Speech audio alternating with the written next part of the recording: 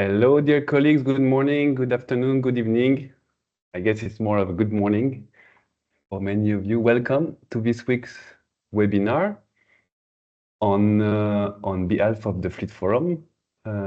We have the honor of having colleagues from the Climate Action Accelerator, namely Sonja, that is leading the solutions unit of the Climate Action Accelerator, that is going to be presenting the CAA, but as well presenting the Fleet Toolkit that is public, one of the different toolkit that the Climate Action Accelerator is providing publicly to the humanitarian community. And this kit has been developed in collaboration with the Fleet Forum. So I'm gonna immediately hand over to you, Sonja, assuming that everyone is able to see my screen. Yes. Thank you, Cyril, for the introduction, and thanks for giving me the opportunity to present the Fleet Toolkit today. First of all, thank you also to the Fleet Forum for all the work that has gone into the development of the toolkit. We think it's a great example of cross network collaboration. I'm from the Climate Action Accelerator. We're an NGO based in Geneva. We work with the international humanitarian sector, but also in the health sector, and are looking to collaborate in the education sector as well in the future. So we're basically working with organizations, what we say, of high social trust that provide essential services to populations. We work so in the international aid sector mostly through partnerships. We develop climate and environmental roadmaps together with our partners. We support them in the calculation of the carbon footprint, develop the strategy, and then also support them in some key implementation projects in the form of to our partners. And that's why we thought it was a great opportunity, as we are not dedicated experts in Fleet, to bring the Fleet Forum on for the development of this toolkit and really providing their expertise in it. Next slide.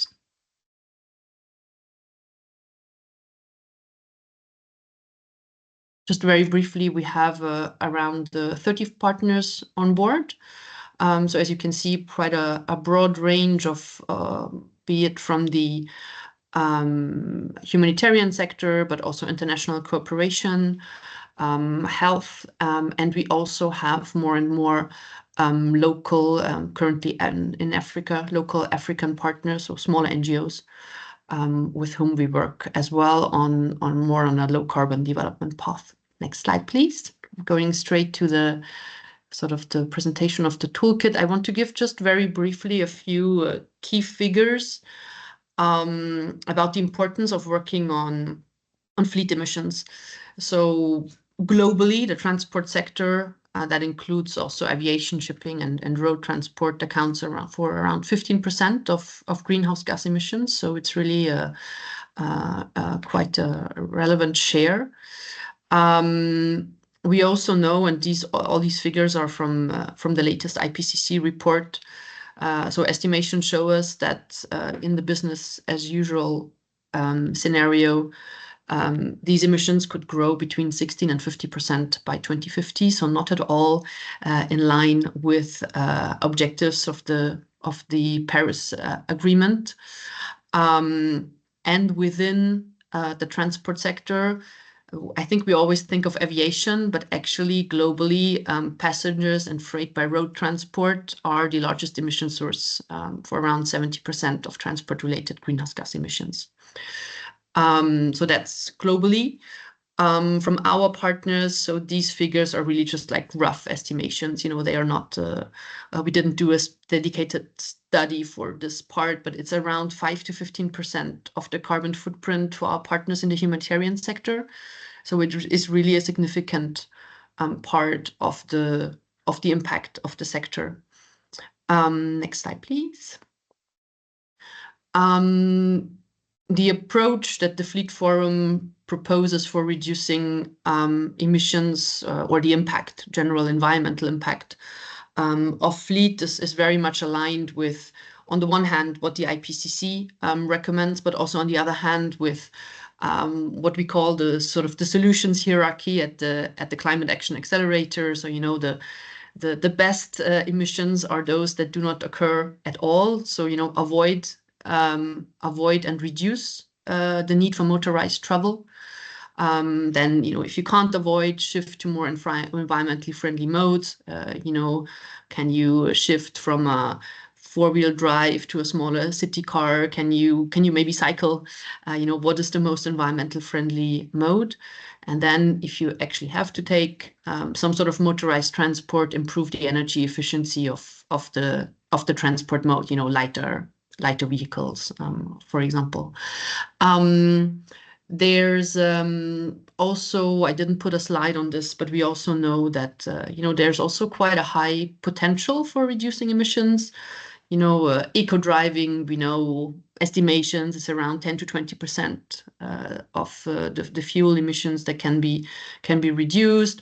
More efficient vehicles, you know, can be minus 30%. So there is actually there are quite some significant levers to reduce the emissions from fleet. And next slide, please. And that's also reflected in, I don't want to spend too much time on it, but last year we at the Climate Action Accelerator published a sectoral roadmap that basically estimates the emissions of the humanitarian sector, so globally for the whole sector. And fleet is one of the top 8 solutions that we elaborate on in an operational playbook for the sector. Because it is actually something that has a high impact on the carbon footprint, as I said before. And also we did an analysis on the cost, and it's also a solution that in general generates savings. So at the sector level, the estimation is 0.8% of savings of the budget. So it's not only a solution that, you know, can reduce emissions and environmental impacts, but also generate saving. Next slide, please. So I want to jump straight to the content of the toolkit. So we basically have 2 big elements of the toolkit. So the one is to take stock. Well, before you can actually do something to reduce your impact, you have to know roughly where you stand. And then secondly, estimating, and then the second part is really how to avoid the emissions. And I think I briefly let Cyril talk about the fleet inventory. Sure. Thank you, Sonja. I have shared also in the meanwhile in the chat the link to the Climate Action Accelerator website, and namely the Fleet Toolkit, but it's also an opportunity for you to explore the other toolkits that are available on the CAA webpage. And I also want to invite you to use the Q&A section or the chat to raise your question, and we will dedicate, of course, a moment after those 12 slides that we have prepared for you to address your questions and comments. So thanks for that. As mentioned by Sonja, here a snapshot of the steps or the key steps that are proposed in the toolkit. Of course, important to have an understanding of the fleet that you are managing. So this basic step is very much about having a visibility on the assets that you are operating in your organization, that mainly involve like some back office work, like tracking the number of assets and their profile. And it's very linked to data collection and being consistent in data collection through the months and the year of operating the vehicle. That allows you like to track some key indicators like the fuel consumption or the different utilization rate, for example, of your vehicle. So this basic understanding of what fleet you are operating is like an instrumental step to actually jump into estimating the emissions of your fleet. Once you're able to take stock of what you operate in your office, country, or global level, you are able to estimate the emissions of those vehicles. For that, depending on your degree of advancement in estimating fleet, you can be using either the humanitarian carbon calculator. I'm pretty sure that in the audience, several of your organizations have run their organization carbon footprint using this tool. If you are more fleet center, you can also use the Fleet Forum Clean Fleet Toolkit that is, by the way, aligned with the indicators and with the constituents of the humanitarian carbon calculators. So again, this allows you to set a baseline of emissions, and that allows you from this baseline to monitor the impact of the rectification action that you will have to take to reduce your emission and walk the talk of your organization environmental commitment.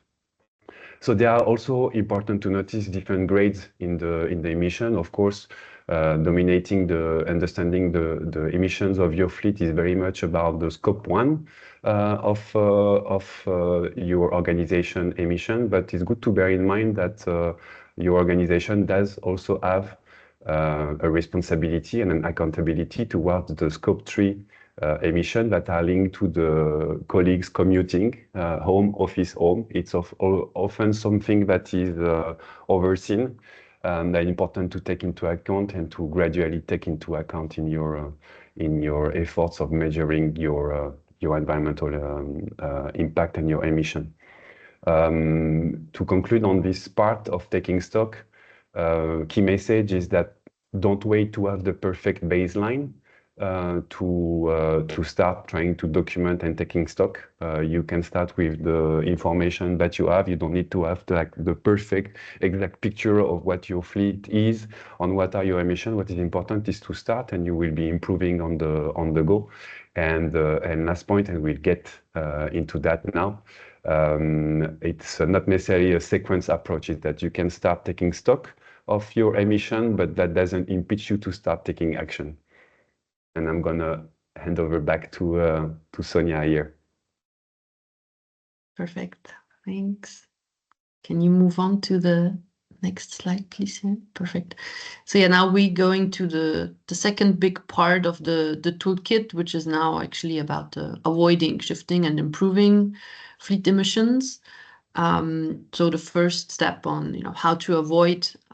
How can this concretely be done? Because you have to move, of course, from A to B, and one approach is pooling movements. So basically, ride sharing.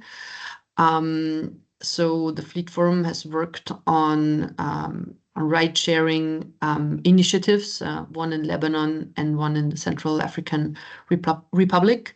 So you find further information about these initiatives, and also how you can join them in the toolkit, and some arguments on what are the benefits of it.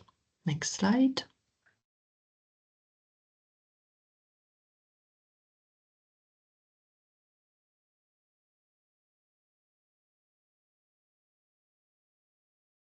Can you hear me?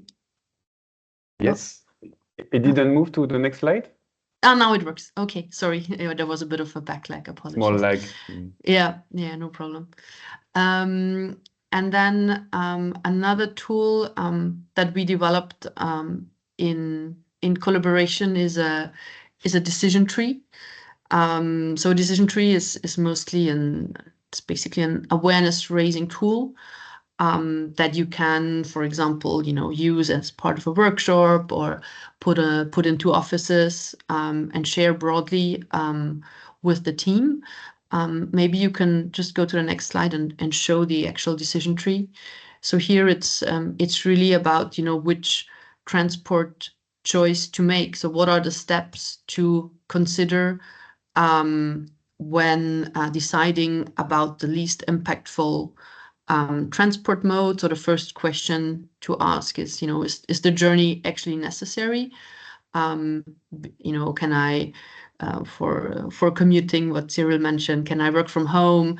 Can I take a call on video conference? But then also for the fleet, can I just basically avoid the trip at all? Is there going a bit further? Can I localize some activities so I avoid multiple trips? So really, first question is the journey actually necessary? And then what type of transport mode should I use? Is it possible to walk, to cycle, take a scooter? And we gave some, rough indications, for distances, the travel time, the weather condition. Of course, there's also a question of security, the security context. And then if that is not possible, can you use shared mobility, public transport? Can you can you basically use public transport or other shared private transport possibilities? Is there carpooling available or ride sharing? And if not, why is there none? And then, going further, with the agency vehicles, what is the smallest or lightest suitable vehicle for the journey? And then we get towards the question of right sizing and right profiling the fleet that we also cover in the toolkit. Over to you, Cyril. Thank you. And I want to highlight that I really like the visual you have produced, because I think it reminds all of us as fleet manager, logistician, that we need to shift from like the pure car management to actual mobility management. And this visual is a very good incentive to that. One of the other proposal and step that are proposed that is proposed in the toolkit is, of course, about this instrumental exercise that is the right sizing, right profiling exercise for a fleet manager, a logistician, or whoever is having to manage a fleet of vehicle. Why is this exercise so instrumental? Because it allows a fleet manager to understand the fleet daily use and the fleet daily need. It allows you to make sure that you have the right vehicle at the right place and at the right time. And by regularly running this right sizing, right profiling exercise, you are put in factual condition to actually optimize the use of the vehicle, making sure that you don't have too much vehicle and therefore spending money unnecessarily, but you're also able to take action on your fuel consumption, for example. So it's very important to run regularly this exercise, and that also allows you to base your decision on facts and not necessarily on belief or on perception. To do so, several tools are available. What has been very exciting with the development with the Climate Action Accelerator is that we have incorporated in the tool that exists a new component. Until now, this exercise and the tool supporting the exercise of right sizing and right profiling was very much car-centric. So basically, what type of vehicle, of motorized vehicle, are we going to be needing to run our operation? The very interesting incorporation that has been done in this toolkit, and here you have some extract of what has been produced, but those materials are accessible in the link that I have shared, is that we have incorporated the notion of mobility into the tools. So you will see that may it be on the interview grid that you have to run with your program and the project that you support to involve them in this exercise, because it's strategical, forward thinking, and not necessarily relying on historical data. It's good to also incorporate idea of mobility and what kind of movements can be done using active mobility, of soft mobility, or non-motorized transport or public transport. So maybe in the interview grid, but also in the more technical ride profiling grid, we have incorporated those elements. That's the major change, and once again, that paves the way for us to move away from the car-centric approach of delivering our project and our support to mobility management approach.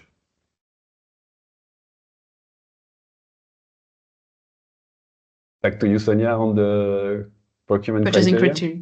Yeah.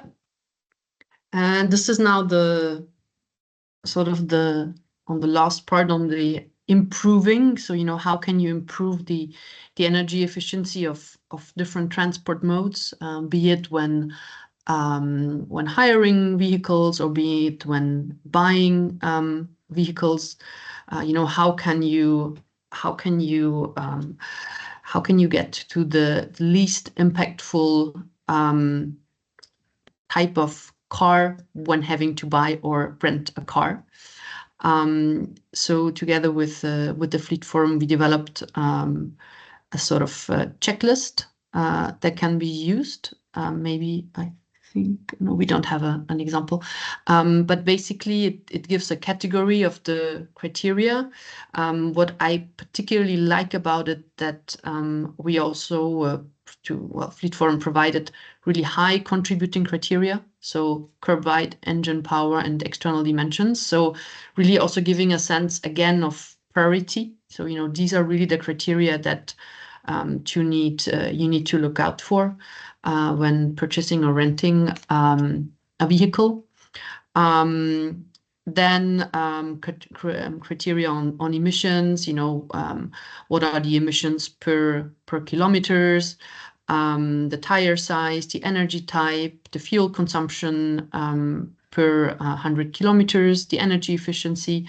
So really, I think quite a complete list of criteria to either specifically ask for or to question your supplier on, and then develop your select your vehicle and supplier based on that. There is always an explanation about the criteria and some indication, what is considered sort of good practice, or what is a range for depending on the different criteria. So I think it's quite user-friendly, because it also gives some background as to why is it important to ask for certain elements. Yeah, next slide, please. So these are the key contents of the toolkits. We added the link. Well, Cyril already posted the link to the toolkits in the chat. You also find them here in the presentation. You also find other toolkits on travel, on procurement, on good office practices, and we continue developing toolkits. There are some upcoming on waste monitoring and management and heat management eventually, and we will also continue keeping them up to date in the future. We would also be, of course, we have a little bit of time for questions, but if you do use the toolkit, we would also be interested in your feedback. Was it useful? Was it not useful? What did you miss? So it would be really helpful for us as we keep on trying to improve the toolkits, to get feedback from users. So please do not hesitate to get in contact with Cyril or myself. You also find my contact details in the slides.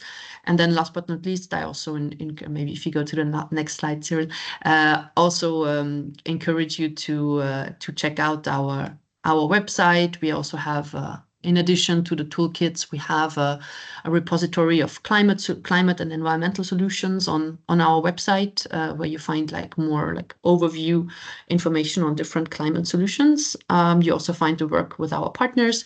So please feel free to check out our website and contact us for any questions or feedback. Thank you very much. Are there any questions? Thank you, Sonja. And yes, it's important to remind that colleagues, may we be logistician or fleet manager, like the resources on the Climate Action Accelerator website can be shared like to your other, like let's say programmatic or sector colleagues.